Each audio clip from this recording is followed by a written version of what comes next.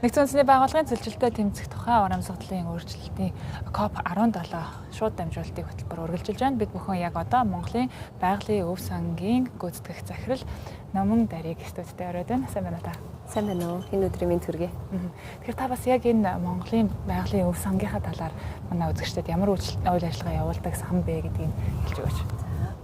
За манай Монголын байгалийн өв сангийн хувьд бол 2024 онд байгуулагдсан. За анх байгууллагдахдаа Монгол Улсын засгийн газар за тэр дундаа байгаль орчин уур амьсгалын өөрчлөлтийн яам за The Nature Conservancy гэдэг томоохон олон улсын энэ байгаль хамгааллын байгууллага байдаг. Энэ байгууллагуудын хамтын ажиллагаан дээр үндэслээд бол байгуулагдсан байдаг. За гол зорилго нь юу вэ гэхээр нөгөө байгаль хамгааллын салбарт дутагдаад идэг санхүүжилтийг төрөл бүрийн их усрээс бүрдүүлээд тэгээ нөгөө талдаа одоо байгаль хамгааллын өндөр өгөөжтэй төслүүдэд грант одоо зарлах хэлбэрээр ингээд санхүүжилт олгоод явдаг. Яг одоогийн байдлаар бол бид нар Үн мөхийн Монгол гэдэг нэлээд томоохон санхүүгийн хөтөлбөрийг бол хэрэгжүүлж байгаа. Нийтдээ 200 сая долларын одоо юм өртөгтэй. Тэгээд энэ хөтөлбөрийнх нь 70 орчим сая долларыг нь болохоор дандаа олон улсын хувийн хандивлагчид одоо ингээд энэ манай сангаар дамжуулаад Монгол улс байгаль хамгааллын төслүүд за тэр дундаа тусгай хамгаалалттай газруудын одоо менежментийг сайжруулах, тусгай хамгаалалттай газрын дотор болон орчны бүсд амьдардаг нутгийн иргэдийн одоо байгаль хамгааллын оролцоог нэмэгдүүлэх амжиргааг дэмжих одоо ийм гол зорилгоор бол одоо ингээд олгоод манай байгууллагын зүгээс бол хэрэгжилт дээр нь бол одоо гол ажиллаад явж байгаа ийм байгууллага байгаа. Тэгэхээр ерөөсөө л одоо хэлэхэд нөгөө байгаль орчны салбарын санхүүжилт голдуу одоо хүртэл бол төсөв за тэгээд олон улсын байгууллагуудын санхүүжилтээр явдаг. Гэтэл аль аль нь бас доктортой байдгүй тий төсөв бол одоо жил болгон нөхцөл байдлаас шалтгаалаад одоо нөгөө тавигдт байгаль орчны салбарт тавигддаг өнгөд өөрчлөгдөд байдаг. За тэгээд дээрэс нь олон улсын байгууллагын одоо хэрэгжүүлж байгаа төслүүд нь төслийн хүрээнд явж байгаад ажлууд нь үргэлжлээд явдаг нэг юм асуудлууд байдаг. Тэгэхээр энэ асуудал дээр шийдэл олоод манай одоо санг маань урт хугацааны байнгын санхүүжилтийн тогтолцоог бий болгож байгаараа нэлээд онцлогтой гэсэн үг. Тэгэхээр таны бас дөнгөж сая дурдсан Монголын байгалийн өв сангийн дурдсанаар одоо маш их өндөр дүнгийн одоо санхүүжилтийг олон улсын байгууллагуудаас татах боломж нэгцэн гэд хэлсэн шүү дээ. Тэгэхээр яг энэ сангийн талаар ер нь яг ямар төсөлтөөр ийм их хэмжээний санхүүжилт татах боломж бүрдэж байгаа вэ? Энэ талаараа бас тайлбар хэмгэн мэдээлэл өгөөч. За ерөнхийдөө зөвхөн олон улсын чиг хандлагыг харах юм бол за уур амьсгалын өөрчлөлтийн асуудлыг бол одоо харьцангуй хүн болгон бол нэлээд сайн мэддэг болсон тийм энэ жил ч гэсэн одоо уур амьсгалын COP маань бас зохион байгуулагдана. Гэхдээ нэг томоохон чиг хандлага юу болоод байна гэхээр биологийн олон янз байдлын асуудалд бол одоо хүмүүс олон улсын түвшинд маш их анхаарал хандуулдаг болоод байна л да. Ер нь бол зүгээр энгийнээр хэлэх юм бол ямар ч эдийн засгийн салбар, ямар ч компани ер нь хүний зүгээр амьдралыг бодох юм бол бид нар өөрсдийнхөө уух усгүй ч гэдэг юм уу тийм амьдрах орчингүй бэлчээргүйгээр чинь төсөөлөх боломжгүй. Тэгэхээр биологийн олон янз байдлын алдагдал маш хурдтай явагдаад байгаа.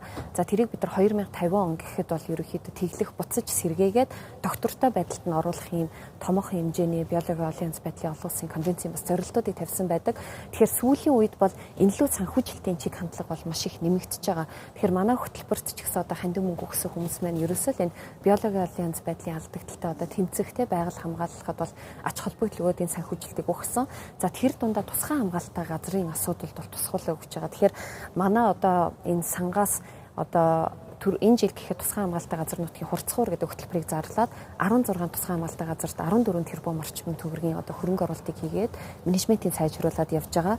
За энэ жилийн сүүлээс эхлээд бид нар бас түрүүний ярьдаг орон нутгийн иргэдлүү чиглэсэн байгаль хамгааллын төслүүдийг олон нийтэд нээлттэй зарлаад за одоо шалгуур хангаж байгаа энэ төслүүд маань манайхаас санхүүжилт авах боломжтой болж байгаа. Тэгэхээр яагаад энд ач холбогдол өгөөд байна гэхээр дэлхийн нийтээр бид нар бас 2030 он гэхэд нийт газар нутгийнхаа 30%-ийг бол хамгаалах юм зорилт тавьсан байдаг. За энэ бол аль нэг ямар ч хамаагүй газар нутгийг хамгаалах тухай асуудал биш.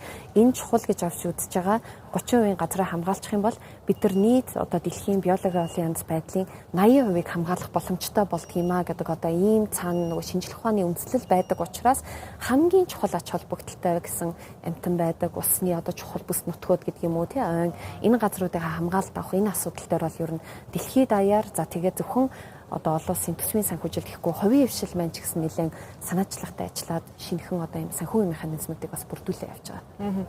Тэгэхээр яг COP17-д бас маш идэвхтэй оролцож байна. Дөнгөж саяхан хэдхэн хоногийн өмнө өндөр түвшний доктортой санхүүжилтийн форумыг хамтран зохион байгуулсан шүү дээ. Тэгэхээр яг энэ форумаар яригдсан гол асуудлууд юу вэ? Ямар одоо онцлог үр дүнгууд гарсан бэ? За энэ форумыг бол одоо Монгол улс бол маш төгтөртэй баг 13 дахь удаагийн энэ форумыг зохион байгууллаа. Энэ одоо мэдээж COP-оор зохион байгуулагч онцлогтой. За санхүүжилт хэрэгтэй гэдгийг бол бүгдээрээ мэдж байгаа. Гол яригдсан зүйл нь юу вэ гэхээр богино хугацааны биш төрөний илдэг урт хугацааны нэгдүгээр санхүүжилт хэрэгтэй байна. За хоёрдугаар төрөл бүрийн санхүүжилтүүд одоо ингээд их усрээс одоо урсгалуудаар ингээд явдаг ч гэсэн эдгээр хоорондоо арай жоохон уялдаа холбоотой зохицолтой одоо тийм холимог санхүүжилтийн механизмуудыг бол дэлгэрүүлэх хэрэгтэй байна гэдэг зүйлийг бол ярьсан. За гуравдугаар нэг зүйл нь юу вэ гэхээр институцийн тогтолцоонууд бий болгоё, санхүүгийн одоо энэ тусгаалсан байгаль хамгааллын институтууд хэрэгтэй байна гэдэг асуудлыг ярьсан. Тэгээд нэг онцлогтой зүйл нь олон улсын одоо ирсэн төлөөлөгчд маань бүгдээрээ Монгол улс бол аль хэдийнэ энэ асуудлаар бол манлайлж байгаа юм байна тий. Илүү нөгөө нэг монголчууд сурах гэхээс илүү бас энэ олон улсын хурлыг одоо боломжийг ашиглаад өөрсдийнхээ сайн туршлага манлайлж байгаа юм олон улсад бас таниулаач яагаад гэвэл бас ийм төрлийн арга хэмжээ маань бүх улс орнуудад бас төдийлөн бас хөгжөөгүй байгаа учраас энийг бас таниулаач гэдэг зүйлүүдийг бол ярьсан. За түрүүний хэлдгээр Монгол улсын хувьд бол Монголын байгалийн өв сан, за Монголын ногоон санхүүгийн корпорац гэдэг шинэ бас ийм санхүүгийн байгууллага банкийг одоо бас үүсгэн байгуулсан тий саяны одоо нээлттэй бол зарласан ийм онцлог үйл ажиллагаанууд байна. За дээрэс нь манай одоо түрүүний ярьдаг Үн мөнхийн Монгол гэдэг засгийн газар Nature Conservancy-тэй хамтраад хэрэгжүүлж байгаа хөтөлбөр маань 15 жилийн хугацаатай. За энэнийхээ хүрээнд бүр хоримтлын сантай 15 жилээс хойш ч ихсэн одоо бүр жинхэнэ үн мөнх гэдэг тий ингээд байнгын байгаль хамгааллын санхүүжилтийн тогтолцоог бий болгосноор нэлээд үр дүнтэй байна гэдгийг бол ярьсан. Нөгөө талаасаа мэдээж санхүүжилт чухал ч гэснийг анхаарах хэрэгтэй зүйл нь хэн нэгэн хүн хөрөнгө оруулагч санхүүжилт өгч байгаа бол нөгөө талдаа өгөөж хүсэж байгаа тий. Тэгээ байгаль хамгааллын салбарт бол одоо тэр өгөөжийг юугаар тооцож ийн гэхээр байгаль хамгааллын үр дүнгээр тооцож байгаа. Тэгэхээр санхүүжилт нэмэгдэж байгаагийн хэрээр байгаль хамгааллын үр дүнг тооцох одоо тэр шалгуур үзүүлэлт, мониторинг, одоо баталгаажуулалтын арга зүйнүүд маань, судалгаанууд маань илүү сайжрах одоо хэрэгтэй байна гэдэг зүйлийг бол ярьж байгаа. За хоёрдугаар нэг чухал зүйл нь мөнгийг одоо үр дүнтэй удирдах уугүй юу гэдэг чинь эцсийн дүндээ засаглалаас бол хамаардаг. Тэгэхээр одоо төр талдаач бай, за байгаль хамгааллын үйл ажиллагаа явуулж байгаа, газар дээр үйл ажиллагаа явуулж байгаа байгууллагууд ч бай, за энэ олон улсын байгууллагууд ер нь энэ засаглал хүний нөөцийн асуудал дээр маш их анхаарах хэрэгтэй байна гэдэг зүйлсийг бол бас нэлээд одоо анхааруулад бол ярьж байгаа. Тэгэхээр энэ талын одоо асуудлууд нэлээд бас онцлогтой байлаа энэ удаагийн хэлцүүлгүүдээр. Тэгээ таны хувьд ер нь яг энэ COP17 хурлаас ямар хүлээлттэй байна вэ? За мэдээж Монгол улс COP17 хурал одоо зохион байгуулагдаж байгааг хувар завшин. За тэгээд дагаад бүхий л салбарт одоо энэ байгаль хамгааллын асуудлууд маань яригдаж эхэлж байгаад бол айгүй их баяртай байна. Яагтвэл хуучин нэг юм ойлголцыг хандлага юу байсан гэхээр байгаль орчин уур амьсгалын асуудал маань зөвхөн одоо нэг яам нийч гэдэг юм уу тий зөвхөн байгаль орчны салбарын мэрэгчлэнүүдийн асуудал юм шиг ойлгодог байсан бол бүх салбарын оролцоог хангах дээр бид нар нэлээд их одоо уриалж ярьдаг байсан. Тэгээд энэ жил болж байгаа COP-ийн хүрээнд үнэхээр бүх салбар энэ ч оролцож ирж байгааг харахад бол сайхан байна. За зөвөр жишээ нь гэд хэлэхэд манай сангаас өчигдөрхөн 2 хоногийн өмнө Чингис хаан үндэсний баялагын сангийн нэгдэлтэй тэгээд уур амьсгалын өрчлөлтийн яамтай хамтраад улуурхаан компаниудын байгаль хамгааллын ажилд илүү манлайлалт оролцуулаад энэ дүүцэлэн хамгааллын бас шинэ хамтын ажиллагааг бол эхлүүллээ. Тэр нь бол юу гэсэн үг вэ гэхээр одоо явж байгаа уур амьсгалын уурлахын компаниудын санхүүжилтийг илүү яг шинжлэх ухаанд суурилсан байдлаар үр дүнтэй болгоод байгаль хамгааллын асуудалд бол нэмэгдүүлж байгаа. За өнөөдөр өглөө гэхэд Богдхан уулын дархан цацд газар маань NCD групптэй хамтраад нөгөө зам дээр болохоор зэрлэг амьтанд нөгөө ээлтэй одоо гарцыг те бас байгуулах одоо энэ ажил дээр хамтын ажиллагааг бол эхлүүлээ. Томоохон хэмжээний хөрөнгө оруулалтыг бол татахаар болж байна.